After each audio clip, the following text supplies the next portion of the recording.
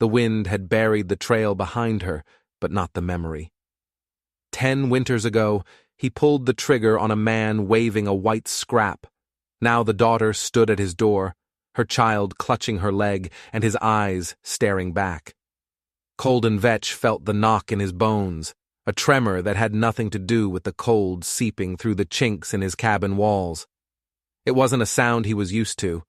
The only visitors he had were the seasons, and they never bothered with the courtesy of a knock. They just broke the door down. He set the half-carved piece of pine on the table, the knife's edge resting a hair's breadth from an unfinished wing. He didn't move to the door. He waited, listening. The wind howled a hollow song around the eaves, a sound so constant it was a kind of silence. Then the knock came again, sharper this time, insistent. Not the rapping of a lost hunter. This was a knock that knew it had arrived. He rose slowly, his joints complaining like rusty hinges. The fire in the hearth was low, casting long, dancing shadows that made the small room feel vast and empty. He kept his rifle propped by the fireplace, but he didn't reach for it. The time for rifles was over. A rifle had put him in this cabin, in this self-imposed exile, and he had a feeling a rifle wouldn't get him out. He pulled the heavy bar from the door, the wood groaning in the frozen air. The cold hit him first, a physical blow. It carried the scent of pine and ice, and something else, something human. A woman stood on his threshold, her form a dark silhouette against the blinding white of the snow-swept clearing. She was wrapped in a threadbare coat, a faded scarf covering the lower half of her face, but her eyes, visible above the cloth, were what held him. They were dark and bottomless, and they held a history he knew all too well. He knew those eyes. He'd seen them staring up at him from the snow 10 years ago, wide with a final, uncomprehending surprise. He'd seen them in his dreams every night since. They belonged to a man named Wren. And then he saw the boy. A small shape, no more than 4 or 5 winters old, clinging to the woman's leg. The child was bundled against the cold, but his face was turned up, and in the dim light from the cabin, Colden saw his own eyes staring back. The same pale, ice-blue eyes that greeted him in the cracked shard of mirror he used for shaving. The world tilted on its axis. The wind died in his ears, replaced by the frantic drumming of his own heart. The woman said nothing. She just stood there, letting the cold and the truth pour into his home. Her silence was louder than any accusation. It was the silence of a decade of grief, of a life lived in the shadow of a single, deafening gunshot. Colden felt the frost on his beard, the ache in his frost-bitten fingers, the weight of the last 10 years settling on him like a shroud. He had prayed for a reckoning, for some kind of end to the long, slow punishment of his solitude. He just never imagined it would have his eyes. He stepped back, a silent invitation. The woman, Marley Wren, hesitated for a moment, then guided the boy inside. She moved with a weary grace, the exhaustion of a long journey etched into every line of her body. The boy stumbled over the threshold, his gaze fixed on Colden, not with fear, but with a strange, unnerving curiosity. Colden pushed the door shut, the heavy thud sealing the 3 of them inside. The world outside disappeared, leaving only the cramped space of the cabin, the dying fire, and the unbearable weight of what was unspoken between them. Marley unwound the scarf from her face. She was thinner than he remembered, her features sharpened by hardship, but the resemblance to her father was undeniable. It was in the set of her jaw, the straight line of her nose. She looked at him, her eyes sweeping over his face, his threadbare clothes, the stark poverty of his existence. He saw no pity in her gaze, no triumph. Just a vast, empty expanse of sorrow. "The storm," she said, her voice raspy, unused. It was the first time she had spoken to him in 10 years. The last time had been in a dusty courtroom, where her voice had been a child's whisper, drowned out by the gavel's fall. "It'll be a bad one," Colden replied, his own voice rough with disuse. He gestured to the fire. "You should get warm."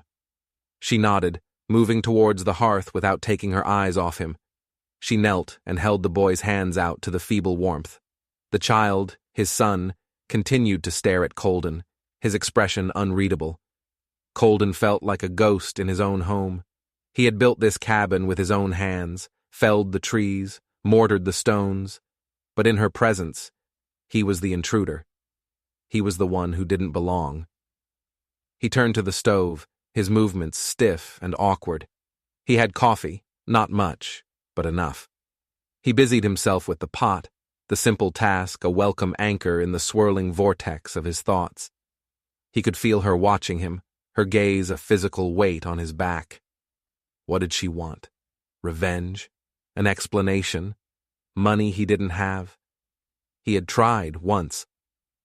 A year after it happened, he'd sent a letter, a clumsy, rambling confession filled with a guilt so profound it had stained the paper. He'd sent it with a pouch of money, every cent he had. It had come back unopened, the money untouched. After that, he'd left the town, the badge, the life he'd known, and come here, to Bitter Hollow, to disappear. He brought 2 mugs of coffee to the hearth. He handed one to her, their fingers brushing for a fleeting second. Her skin was ice cold. He set his own mug on the mantelpiece, untouched. He couldn't swallow. His throat was a knot of unspoken words. The boy finally broke the silence. "Mama, I'm hungry." His voice was small, but it shattered the tension like a rock through ice. Marley looked at the boy, her expression softening for the first time. "I know, Silas. I know." She looked up at Colden, a question in her eyes. "I have some stew," he said, turning back to the stove. It was a thin rabbit stew, but it was hot. He ladled it into a bowl, his hands shaking slightly. He handed it to Marley, who took it and began to feed the boy, Silas, with a wooden spoon from her own pack. Colden watched them, a hollow ache in his chest. This was a scene he had never allowed himself to imagine. A woman, a child, a fire, a family. It was a life he had forfeited that day in the snow. The boy ate hungrily, his eyes still occasionally flicking towards Colden. When he was finished, he curled up in his mother's lap and, with the suddenness of children, fell asleep. Marley held him close, her hand stroking his hair. The fire popped, sending a shower of sparks up the chimney. The wind moaned outside. Colden finally spoke, the words tearing from his throat.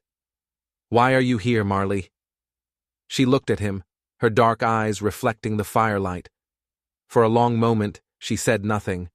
He thought she might not answer, that she would keep him suspended in this limbo forever. But then she spoke, her voice low and steady, each word a carefully placed stone. "He got sick," she said.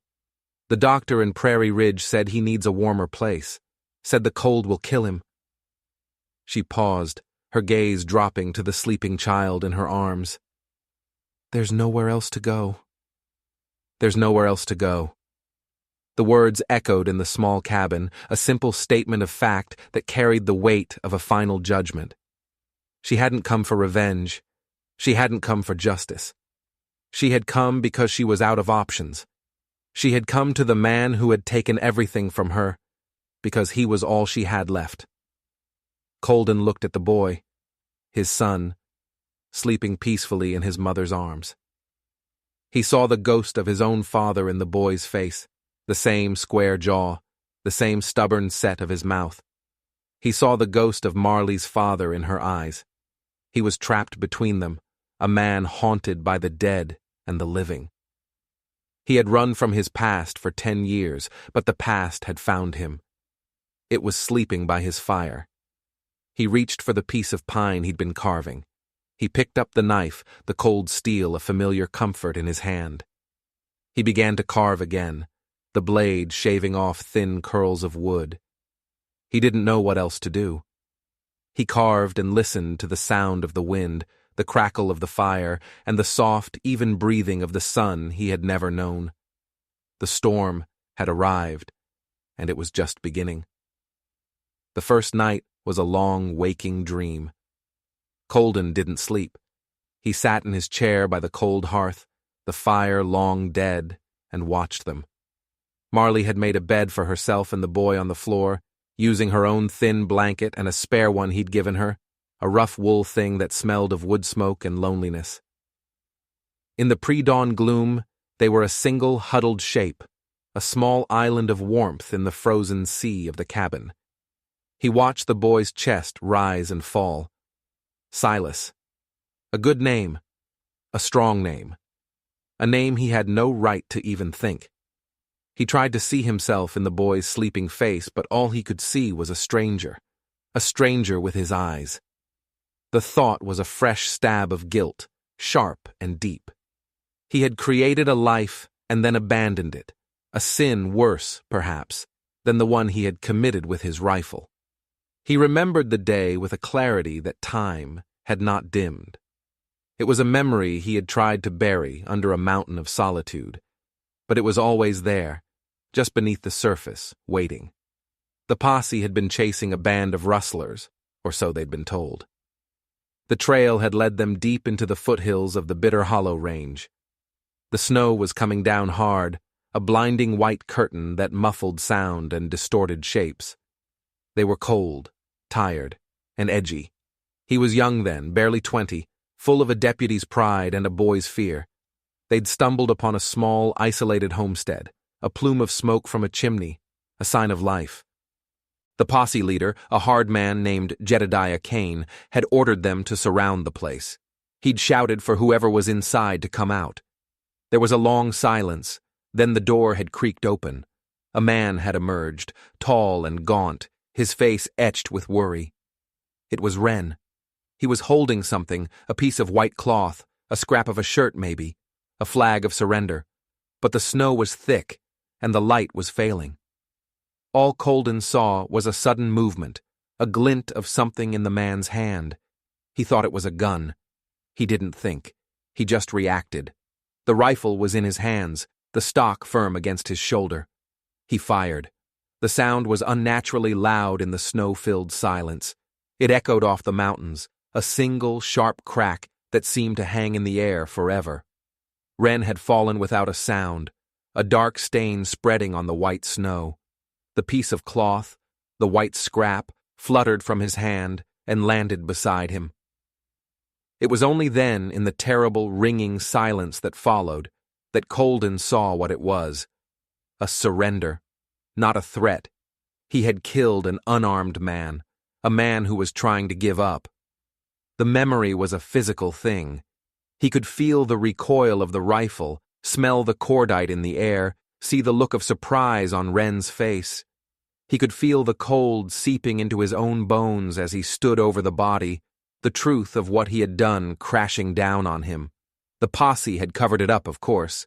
They'd called it a righteous shoot. Wren was a known sympathizer to the rustlers, they'd said. He'd drawn on them. It was self-defense.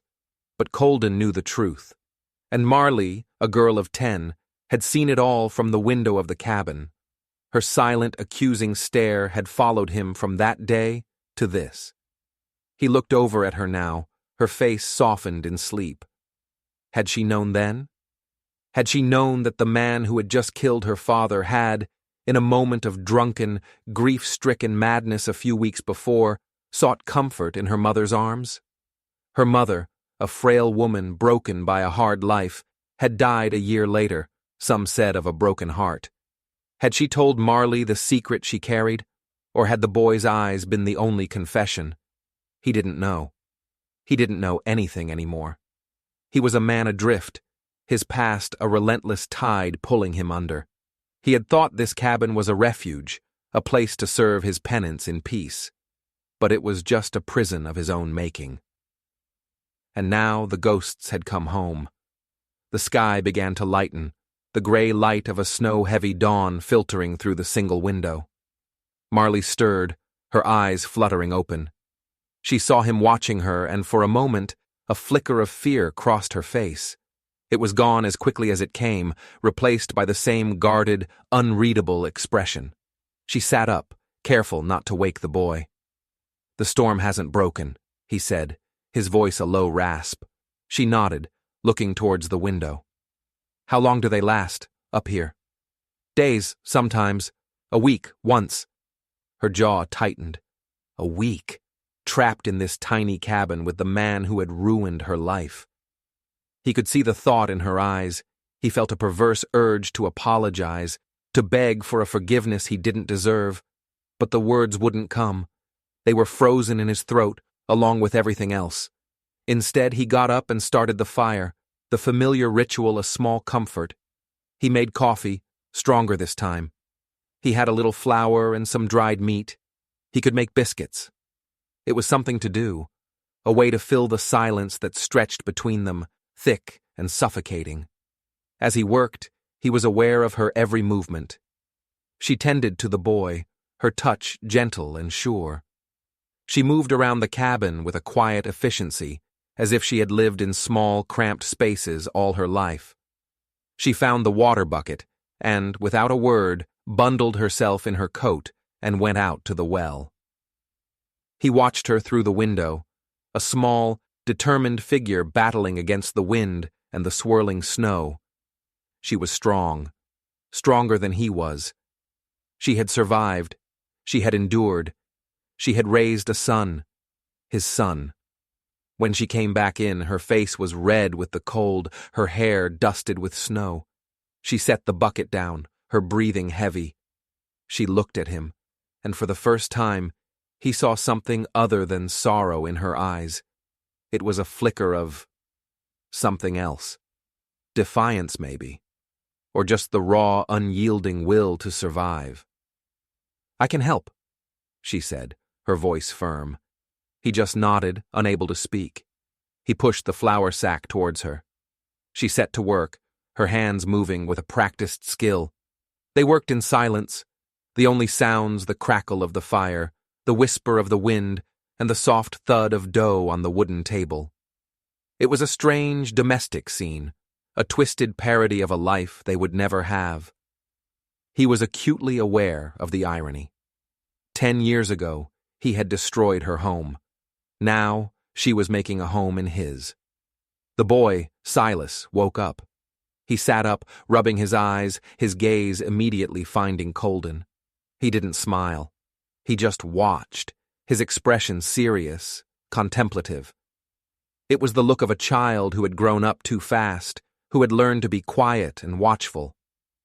"Mama?" he said, his voice still thick with sleep. "I'm here," Marley said, not looking up from her work. The boy scrambled to his feet and went to her, burying his face in her skirt. He peeked out at Colden, his blue eyes wide. Colden's eyes. The thought was a constant, dull ache. He looked away, focusing on the coffee pot, the steam rising in a lazy curl. He felt like an intruder in his own life, a spectator to a play he had written but could no longer control. They ate the biscuits and dried meat in silence. The food was tasteless in Colden's mouth. He watched Marley and the boy. He watched the way she broke the biscuit into small pieces for him, the way she wiped his mouth with her thumb. These small, intimate gestures of a mother's love were a world away from him, a language he didn't understand. He was a stranger to his own son. After they ate, Silas grew restless. He explored the small cabin, his curiosity overcoming his initial shyness. He touched everything, the rough-hewn walls, the stack of firewood, the few books Colden owned. He stopped at the mantelpiece, his eyes drawn to a small carved bird. It was the one Colden had been working on when they'd arrived. "What's this?" the boy asked, his voice clear and bright. "It's a hawk," Colden said, the word strange on his tongue. The boy reached for it, his small fingers tracing the lines of the wings. "It's not finished." "No," Colden said. "Not yet." The boy looked at him, a question in his eyes. "Can you finish it?" Colden hesitated. It was a simple request, a child's innocent question, but it felt like a test, a first step across the chasm that separated them. He looked at Marley. She was watching them, her expression unreadable. He couldn't tell if she approved or disapproved. He couldn't tell what she wanted. He picked up the bird and his knife. He sat down in his chair by the fire and began to carve. The boy watched, mesmerized, as the bird took shape under the blade. The wings became more defined. The head took on a fierce, noble aspect. Colden lost himself in the work, the familiar feel of the wood and the steel a comfort.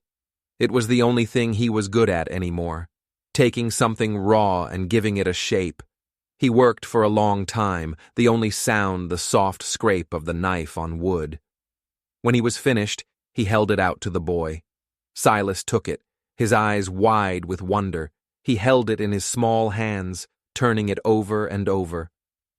"Thank you," he whispered, his gaze fixed on the hawk.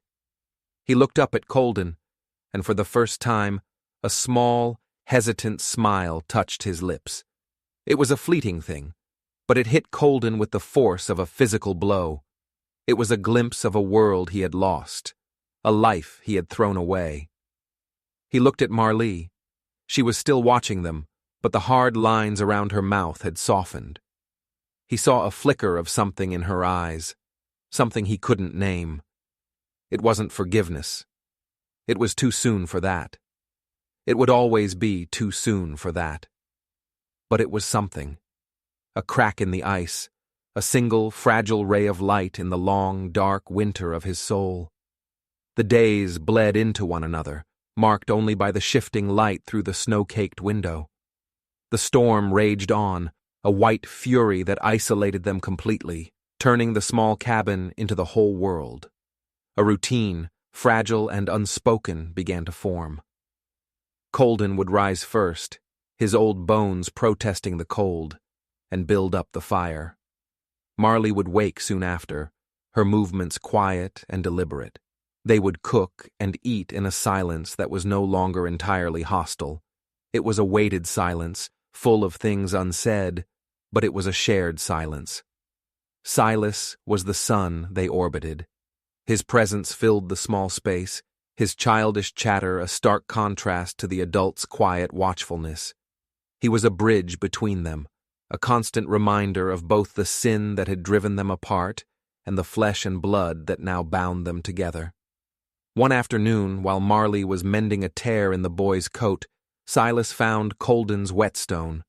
He watched, fascinated, as Colden sharpened his knife, the rhythmic scrape of steel on stone, a soothing, meditative sound. "Can I try?" Silas asked, his eyes wide with a boy's fascination for sharp things. Colden hesitated, looking at Marlee. She gave a slight, almost imperceptible nod. He took the boy's small hand in his own rough, calloused fingers engulfing the child's. He guided the boy's hand, showing him how to hold the knife, the right angle, the steady pressure. "Slow," Colden said, his voice a low rumble. "You have to respect the blade. It can help you, or it can hurt you. You decide." He felt the boy's concentration, the small body tense with effort. He was a quick learner. He had good hands. A strange, fierce pride swelled in Colden's chest, an emotion so foreign he almost didn't recognize it. It was followed immediately by a wave of shame. What right did he have to feel pride? What right did he have to teach this boy anything? Later that day, the boy was playing near the woodpile when he let out a small cry. Marlee was on her feet in an instant, her face a mask of alarm. Colden was right behind her.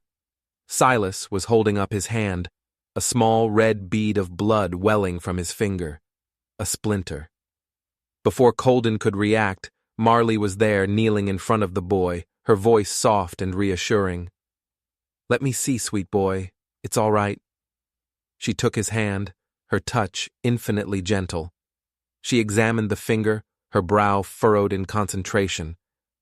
Colden stood by, useless, a giant clumsy oaf in the face of this small domestic crisis. He watched as she deftly worked the splinter out with a needle from her sewing kit. The boy barely whimpered. He trusted her completely. When she was done, she kissed the small wound. All better, she said, her voice a soft murmur. The boy looked at his finger, then at his mother, then at Colden. He seemed to understand, in that intuitive way of children, that something significant had just happened. He had been hurt, and his mother had made it better. Colden had just stood there. The lines were drawn, the roles were defined. She was the mother. He was the stranger. That night, the nightmares came for Colden. They were always the same. The snow, the wind, the dark figure emerging from the cabin, the glint of metal, the crack of the rifle. But tonight, it was different. When the man fell, he turned his head, and it was not Wren's face that looked up at him from the snow. It was Silas's. His own son, his own eyes, wide with a final, uncomprehending betrayal. He woke with a gasp, his heart hammering against his ribs, the sheets soaked with sweat. The cabin was dark and silent, save for the steady breathing of Marley and the boy. He got up, his legs unsteady, and went to the window. The storm had finally broken. The wind had died down, and the moon was out, casting a pale, ethereal glow on the snow-covered landscape. The world was white and still and silent. A graveyard. He saw something glinting in the snow near the woodpile, a small, metallic object, uncovered by the wind. He pulled on his boots and coat and went outside. The cold was sharp and clean, a welcome shock to his system. He walked to the spot and knelt, brushing the snow away. It was a locket. Silver, tarnished with age. He recognized it instantly. It had belonged to Marley's mother. He'd seen her wear it. Wren must have been carrying it that day. It must have fallen from his pocket when he fell. It had been lying here, in the frozen earth, for 10 years. Buried, but not lost, just like everything else. He picked it up, the metal cold against his skin. He opened it. On one side was a faded miniature portrait of Marley's mother, a sad-eyed woman with a gentle smile. On the other side, a tiny, folded piece of paper. His fingers, clumsy with cold and emotion, carefully unfolded it. It was a lock of hair, a baby's hair, fine and blonde. Marley's.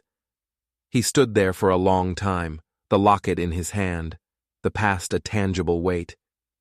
He had not just killed a man. He had destroyed a family. He had stolen a husband from his wife, a father from his daughter. He had shattered a world. He went back inside, his heart a cold, heavy stone in his chest. Marley was awake. She was sitting up, watching him. She had seen him go outside. She had seen him find the locket. He walked over to her and held it out. He didn't say a word. He couldn't. There were no words for this. She took it from him, her fingers closing around it. She didn't open it. She didn't need to.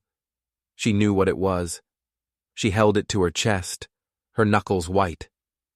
He saw a single tear trace a path down her cheek, glittering in the moonlight. It was the first time he had seen her cry. She looked up at him, her eyes shining with unshed tears, and in their depths he saw not hatred, not anger, but a sorrow so profound it mirrored his own. In that moment, they were not killer and victim's daughter. They were two people, bound together by a shared tragedy, two souls shipwrecked on the same desolate shore. "I know," she whispered, her voice thick with emotion, "about you and my mother." The words hung in the air between them, a confession and an absolution all at once. She had known. She had known all along. "She told me," Marley continued, her voice barely a whisper, "before she died. She made me promise I would never tell. She said it was a moment of weakness, a moment of shared grief. She said you were a good man who had done a terrible thing." Colden felt his knees buckle. He sank to the floor, the weight of her words, of her forgiveness, too much to bear. A good man who had done a terrible thing. It was a kinder epitaph than he had ever written for himself. "She loved my father," Marley said, her voice gaining strength. "And he loved her. That one night, It didn't change that, but it made you Silas's father, and that changes everything."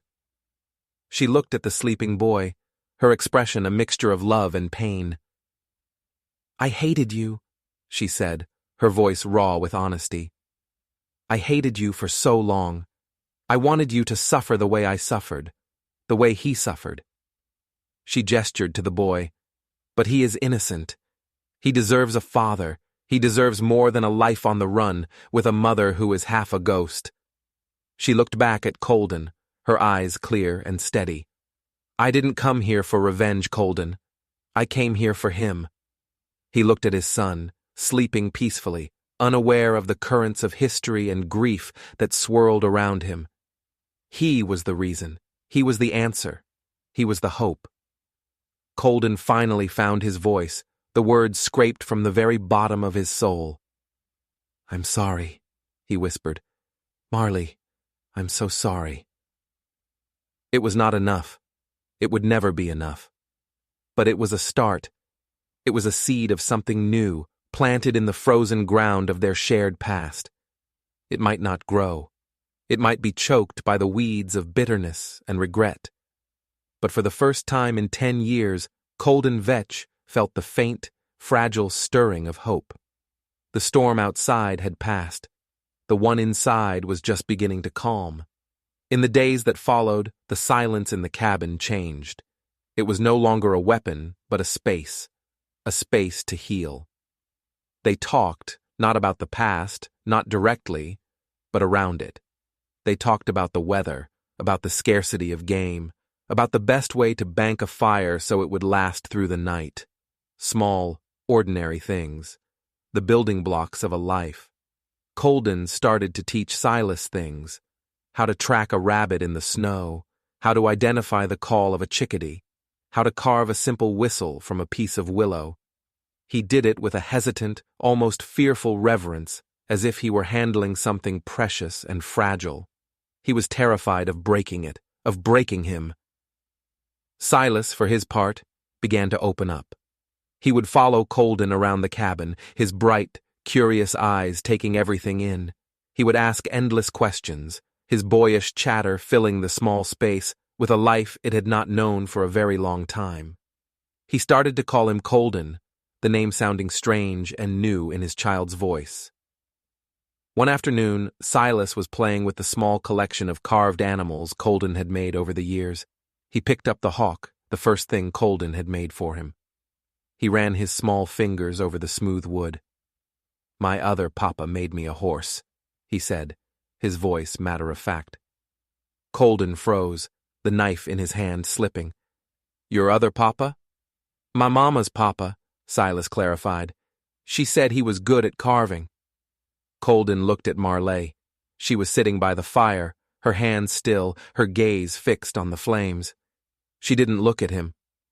"He was," Colden said, his voice thick. "He was a very good carver." He remembered seeing Wren's carvings, intricate, beautiful things, animals so lifelike they seemed ready to leap from the wood. He had been an artist, a gentleman, a man Colden had killed. The guilt, which had receded to a dull ache, came roaring back, sharp and fresh. He looked at the boy, his son, who was now lining up the carved animals in a row. He was a legacy of both men. He had Wren's gentle spirit and Colden's eyes. He was a living, breathing testament to a moment of violence and a moment of weakness. He was the past and the future, all rolled into one small, innocent boy. That evening, as Colden was banking the fire for the night, he noticed something he hadn't seen before. Tucked into Silas's bedroll was a small, crudely carved object. A horse. It was worn smooth with handling, its features blurred with time. But there was something familiar about the wood, the grain, the dark, rich color. He reached out and touched it. His blood ran cold. It was walnut. The same walnut as the stock of the rifle he had used that day. The rifle he had taken apart, piece by piece, in a fit of self-loathing, and buried deep in the woods. All except for the stock, which had shattered when he'd smashed it against a rock.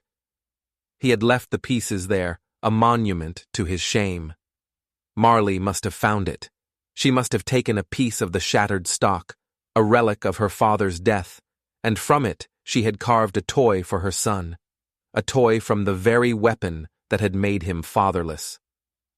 The thought was a dizzying, horrifying paradox, a symbol of death, transformed into a symbol of life, an act of love born from an act of hate.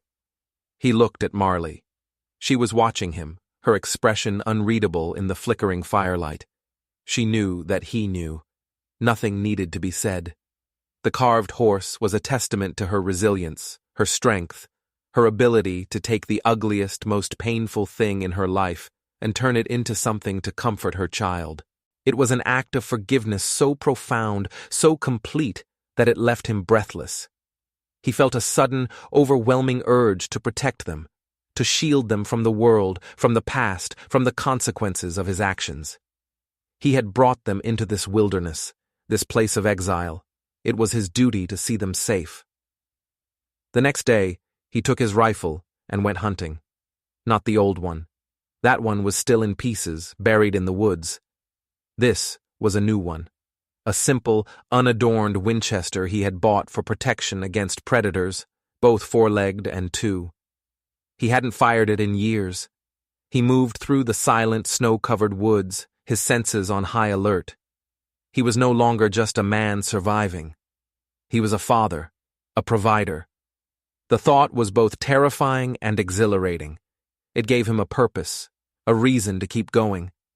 He found the tracks of a large buck and followed them for miles. The trail was fresh. The animal was close. He moved with a stealth he hadn't used in years, his body remembering the old rhythms of the hunt. He found the buck in a small clearing, its head bent to nibble at some exposed bark on a young aspen. It was a magnificent animal, its antlers a proud crown against the white snow. He raised the rifle, the stock cool and firm against his cheek. He sighted down the barrel, his finger on the trigger. He had the buck dead to rights, a clean shot, enough meat to last them for weeks. But he couldn't do it. He couldn't pull the trigger. He saw not a buck, but a man, standing in the snow, his hands raised. He saw a white scrap of cloth fluttering to the ground. He saw a life extinguished in a single, careless moment. He lowered the rifle, his hands shaking. The buck, sensing his presence, looked up, its dark eyes meeting his. For a long moment, they stared at each other. Then, with a flick of its tail, the buck turned and disappeared into the trees. Colden stood there, the rifle heavy in his hands. He had failed. He couldn't even provide for his own son. The ghosts of the past were not buried. They were walking with him every step of the way. He was still the same man, a man who had done a terrible thing, and some things, once broken, could never be fixed. He returned to the cabin, empty-handed and defeated. Marley saw the look on his face and said nothing. She just took the rifle from his hands and propped it against the wall. Her silence was not an accusation. It was an acceptance. She understood. That night, as the three of them sat by the fire, a new sound broke the silence, the distant baying of a hound, then another, and another. Colden was on his feet in an instant, his body tense. He went to the door and listened. The sound was getting closer. It was not the sound of a lone hunter. It was the sound of a pack. He looked at Marley. Her face was pale, her eyes wide with a fear he recognized all too well. It was the same fear he had seen in her father's eyes, just before the shot. "Go to the back room," he said, his voice low and urgent. "And stay there. Don't make a sound." She didn't argue. She grabbed the sleeping boy and disappeared into the small windowless room he used for storage. Colden barred the main door. He went to the fireplace and picked up the rifle. His hands were steady now. The hesitation was gone. He knew who was coming. Word must have gotten out. A trapper, a hunter, someone must have seen the smoke from his chimney, seen the woman and the child. Word would have traveled back to Bitter Hollow, and the town would have remembered. They would have remembered the story of the deputy who killed an unarmed man. They would have remembered the scandal, the whispers, the shame, and they would have come, not with the law, but with their own brand of justice, a mob, righteous and drunk on their own self-importance. They wouldn't be coming for him.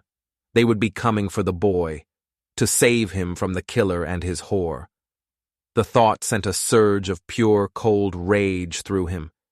He blew out the lamp, plunging the cabin into darkness, save for the faint glow of the dying embers in the hearth. He went to the window and peered out. He could see them now, a line of torches snaking through the trees. A dozen men, maybe more. They were armed, and they were coming for his son. He had spent 10 years running from this, from the man he was, from the thing he had done. He had hidden himself away in the wilderness, hoping to be forgotten. But the past had a long memory, and now it was at his door. He had a choice. He could run. He could try to slip out the back, into the darkness, and disappear again. He could leave Marley and the boy to their fate. He could be the villain he had always believed himself to be. Or he could stand.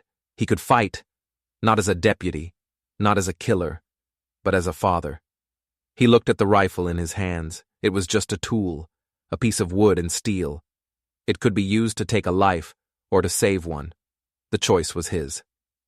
He cocked the rifle, the sound loud in the silent cabin. He was not a good man. He knew that. He had done a terrible thing, and no amount of penance could ever change that. But tonight he could do one good thing. He could protect his son. He stood by the window, the rifle ready, and waited. The torches grew brighter, the voices louder. The mob had arrived. The reckoning was at hand. He was ready. Let them come. The first voice that cut through the night was Jedediah Kane's. The former posse leader, now a bloated, self-important rancher who held sway over the dregs of Bitter Hollow. His voice was a bullhorn of misplaced righteousness. "Colden Vetch, we know you're in there. We know you've got that Wren woman and her boy. Send them out." Colden didn't answer. He stayed in the shadows, his eyes scanning the ring of men surrounding his cabin. They were a sorry lot, drifters, failed prospectors, men whose only currency was cheap whiskey and resentment. But they had rifles, and their torches cast a flickering, hellish light on their faces, twisting their features into masks of brutish certainty. "He ain't worth protecting, Vetch," another man shouted, his voice slurred. "Her pa was a rustler and a thief, and she's no better, shacked up with the man who killed him. The boy deserves a decent Christian upbringing, not a life with filth like you." The hypocrisy was so thick, Colden could taste it. These were men who wouldn't know a Christian virtue if it bit them. They were here for the sport of it, for the thrill of playing God, of passing judgment on lives they knew nothing about. "We're coming in, Vetch," Kane roared. "Last chance. Send out the boy." Colden raised the Winchester, its barrel resting on the windowsill. He sighted on a torch held by a man near the front, a lanky youth with fear and bravado warring in his eyes. Colden squeezed the trigger. The rifle's crack was sharp, authoritative. The torch exploded in a shower of sparks, plunging that section of the line into darkness. The lanky youth yelped and dropped his own rifle, clutching a hand that was likely stung by embers. A wave of confusion rippled through the mob. "He fired on us!" someone shrieked. "Hold your fire!" Kane bellowed, trying to regain control. "He's just one man! He can't hold us off forever!" Colden worked the lever action, the smooth, mechanical sound, a comfort in the chaos. He was calm, colder than the night air. The fear he had lived with for a decade had been burned away, replaced by a singular, unyielding purpose. Protect the boy. He moved to the other side of the cabin, to a small loophole he'd built into the wall, just big enough for a rifle barrel. He had a clear view of the men trying to flank the cabin from the east. He fired again, not at a man, but at the snowbank just in front of them. The snow erupted, the bullets whine a vicious hornet in their ears. They scrambled back, falling over each other in their haste to find cover. He was hurting them, controlling their movement, using the darkness and their own fear against them. He had built this place. He knew its every strength, its every weakness. They were on his ground now. A volley of shots answered him, the bullets thudding into the thick log walls of the cabin. Splinters flew. One shot shattered the remaining glass in the window, showering the floor with glittering shards. Colden stayed low, moving, always moving. He was a ghost in the darkness, his rifle a phantom voice that spoke in sharp, deadly bursts. From the back room, he heard a small whimper. Silas. The sound cut through his cold focus, a reminder of what was at stake. He had to end this, and he had to end it now. He crept to the back of the cabin. He could hear men trying to pry at the heavy planks he'd nailed over the single small window there. He put his mouth close to the door of the storeroom. "Marley," he whispered, his voice urgent. "I'm going out. Keep this door barred. No matter what you hear, do not open it. Do you understand?" There was a moment of silence, then her voice, steady and clear. "I understand." He unbarred the main door, the one facing away from the main group of men. He slipped out into the night, a shadow among shadows. The cold air was thick with the smell of pine and gunpowder. He circled around the cabin, his moccasined feet making no sound on the snow. He came up behind the two men who were trying to break into the back room. They were so focused on their task, they didn't hear him approach. He brought the butt of his rifle down hard on the back of one man's head. The man crumpled without a sound. The other spun around, his eyes wide with shock. Before he could raise his rifle, Colden drove the barrel into his gut, doubling him over with a strangled gasp. He took their rifles and moved on. He was no longer just defending. He was hunting.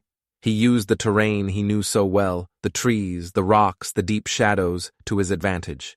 He moved like a wraith through the woods that bordered his clearing, picking them off one by one, not killing them, disarming them, incapacitating them. A cracked rib here, a broken wrist there. He was dismantling the mob, piece by painful piece. The fight went out of them quickly. They were not brave men. They were bullies, and when faced with a determined, skilled opponent, their courage evaporated like mist in the sun. Soon, they were stumbling back, dragging their wounded, their torches abandoned in the snow. Only Cain was left.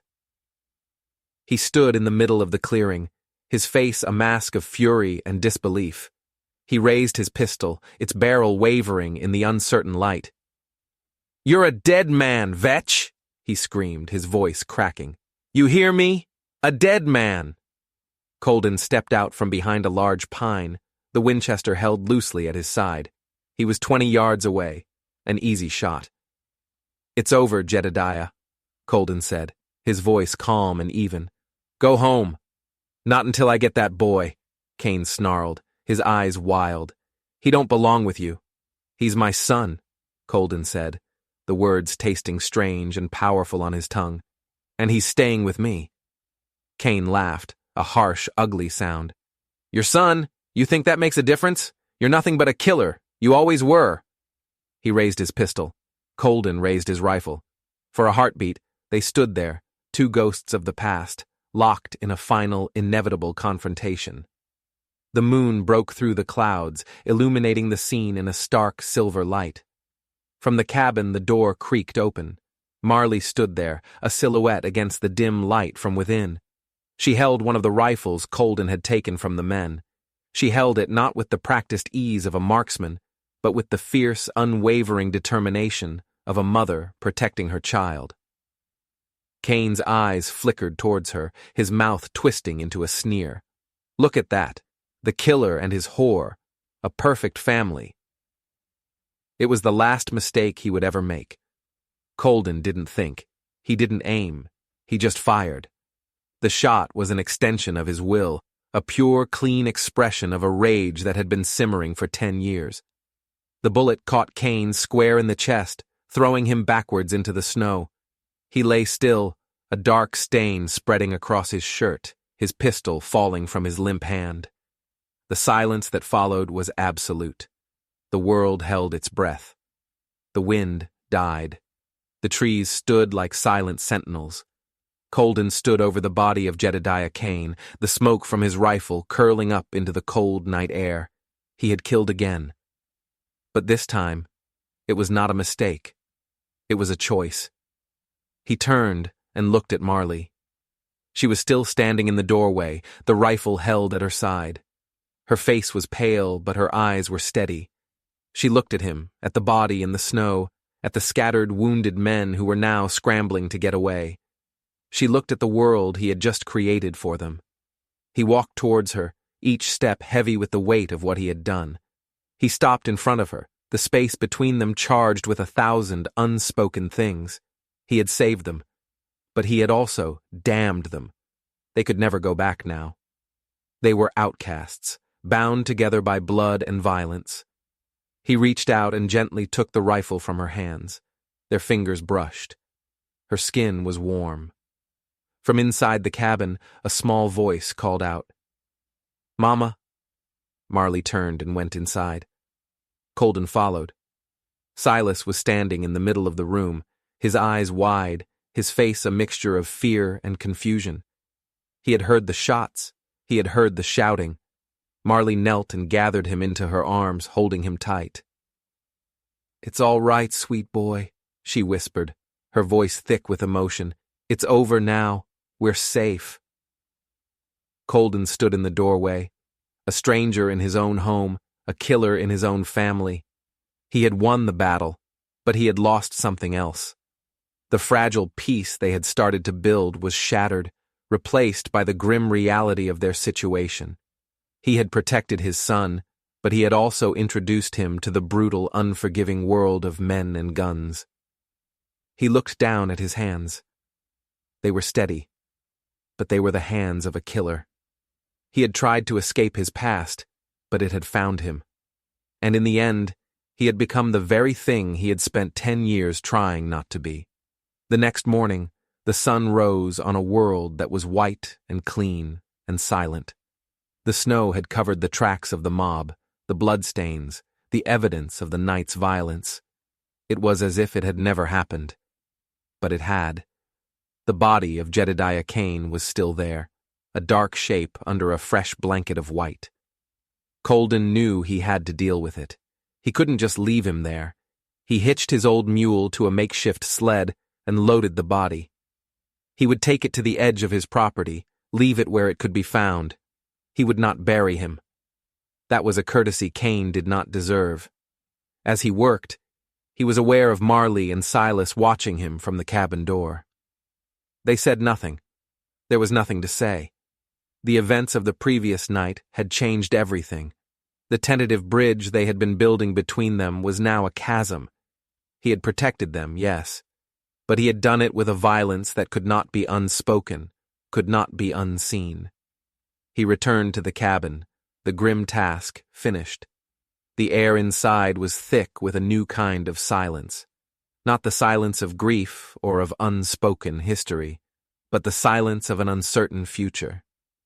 They were fugitives now, in a way. The law would come eventually. Questions would be asked. He had killed a man, no matter the circumstances. He sat by the fire, cleaning his rifle, the methodical task a small anchor in the turmoil of his thoughts. Marley was packing their few belongings into a small bundle. Silas was sitting on the floor, the carved horse in his hand, his eyes moving from his mother to Colden, a silent, watchful observer. "Where will you go?" Colden asked, his voice low. "West," Marley said, not looking at him. "Over the mountains. California, maybe. A place where no one knows our name." "It's a long journey," he said, "and dangerous." "We'll manage," she said, her voice firm. There was a finality in her tone that told him her mind was made up. She was leaving, and she was taking the boy. He had known it was coming. He had expected it. But the reality of it was a physical blow. He had found his son, only to lose him again. He had saved them, only to drive them away. The irony was a bitter pill. He finished cleaning the rifle and stood up. He went to a small, locked chest in the corner of the room. He opened it and took out a leather pouch. It was heavy with coins. It was the money he had saved over 10 years, a hermit's hoard. It wasn't much, but it was all he had. He held it out to her. "For the journey," he said. She looked at the pouch, then at him. She hesitated, then shook her head. "No, we can't." "Take it," he insisted, his voice rough. "For him." He looked at Silas. The boy was watching them, his expression serious. He was the reason. He was the only thing that mattered. Marley finally took the pouch, her fingers closing around it. "Thank you," she whispered. They left an hour later. The sun was high in the sky, the snow glittering with a painful brightness. Colden stood in the doorway of his cabin and watched them go. Marley walked ahead, her back straight and proud. Silas trudged along beside her, a small, bundled figure in the vast white landscape. Just before they disappeared into the trees, the boy turned and looked back. He raised his hand in a small, hesitant wave. Colden raised his own hand in return. The boy's face was too far away to see his expression. But Colden knew the eyes that were watching him. His own. He stood there long after they were gone, the silence of the wilderness rushing in to fill the space they had left. The cabin was empty again, emptier than before. He was alone. But it was a different kind of alone. He was no longer just a man running from his past. He was a father who had done what he had to do. He had saved his son, and in doing so, he had set him free. He went back inside and closed the door. The cabin was cold, the fire nearly dead. On the floor, where Silas had been sitting, was the small carved hawk. The boy had left it behind. A gift, a memory, a promise. Colden picked it up, the smooth wood warm from the boy's hand. He held it to his chest, a single hot tear tracing a path through the grime on his cheek. He did not know what the future held. He did not know if he would ever see his son again. But he knew one thing. He was no longer a ghost. He was a man who had loved and lost and fought for what was his, and that, he thought, was a start. He walked to the hearth and placed the hawk on the mantelpiece. Then he turned, his gaze falling on the rifle propped against the wall. He picked it up. He had to prepare. The law would be coming. Or maybe Cain's friends looking for revenge. The fight wasn't over. It was never over. He walked outside, into the blinding light. A lone hawk circled high overhead, its cry a sharp, lonely sound in the vast, empty sky. Colden raised his head to watch it, his face to the sun. He was ready for whatever came next. He was no longer afraid. A week passed, then 2. No one came. The wilderness kept its silence. The world seemed to have forgotten him again. He fell back into his old routine, hunting, trapping, surviving. But it was different now. The emptiness of his life was no longer a penance. It was a choice. He was waiting.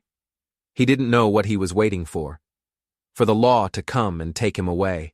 For Marley and Silas to return. For a sign. He just waited.